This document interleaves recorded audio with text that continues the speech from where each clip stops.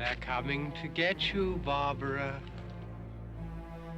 From the beginning of film history, horror movies have been an enjoyable and socially acceptable escape from the horror of every day.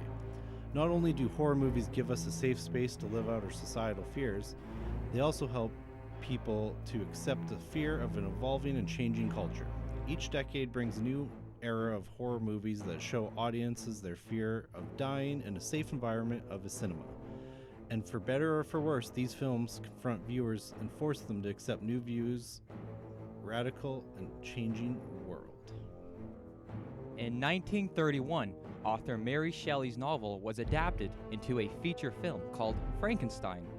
This movie was both wowed and frightened audiences with its graphic depiction of science gone too far, and where a giant monster with the mind of a young child is created.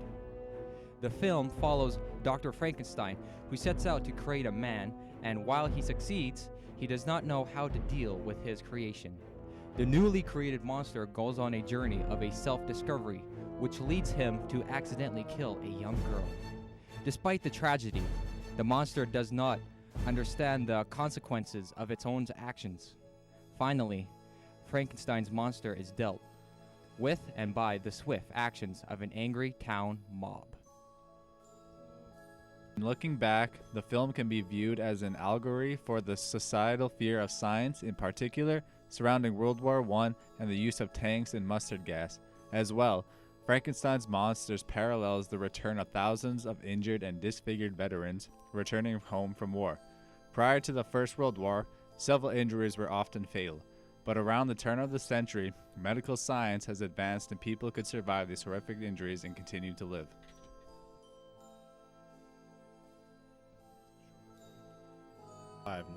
Was a major success. The story follows a man who went to a far-off land and discovered King Kong, a 60-foot ape.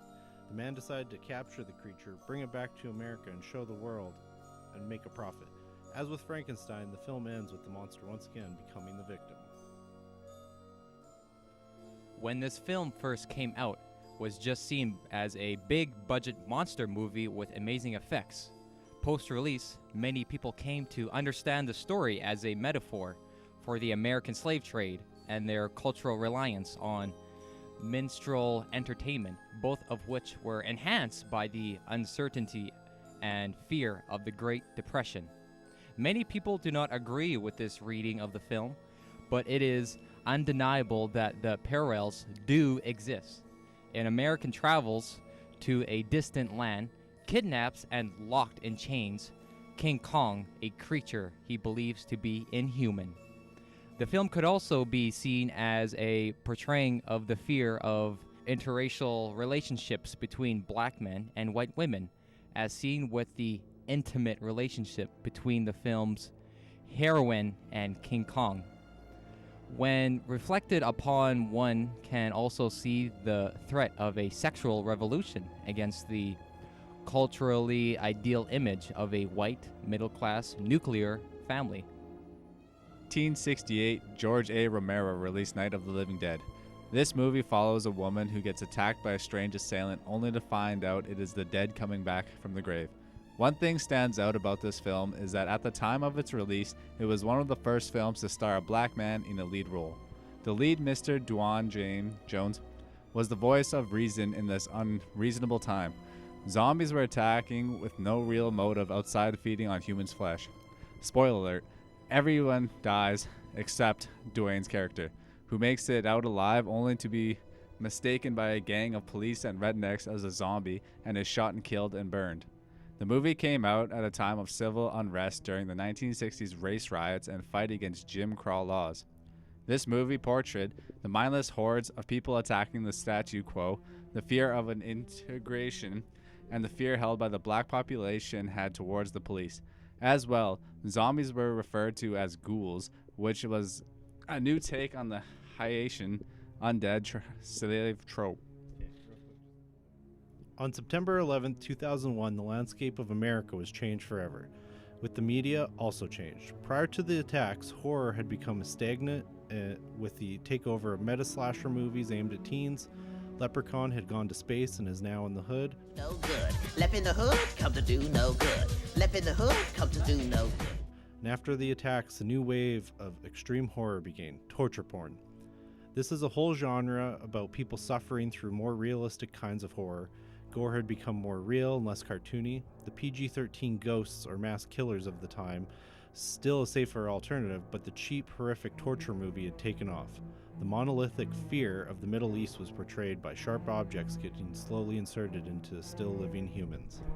Hostel, Saw, and The Hills Have Eyes all push the horror genre even further during the time when real-life horrors were being shown on the news.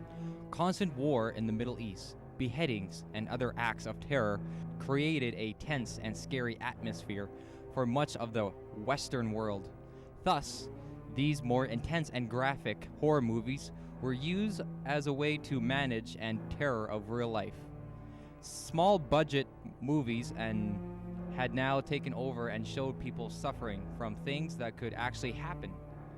As these were the same things going on overseas, the decline of the genre also seems to coincide with the release of Guantanamo Bay torture photos carried out by the American soldiers. Do we still use horror movies to alleviate these fears? Yes and no. There will always be horror movies to help people manage terror and the fear of death. However, the last 10 years, companies like Marvel and DC have pushed a new form of terror management, especially onto children. These are box office dominating superhero movies. Most of these films recreate mass destructions of cities while telling us, the audience, to rely on a stronger, higher power to deal with the threat. This usually ties into American exceptionalism propaganda. Now, current events do not get the same cinematic escapism experience as the superhero movies have overtaken the theater screens. The new form of superhero escapism is being pushed further into the masses as streaming services become more accessible into homes.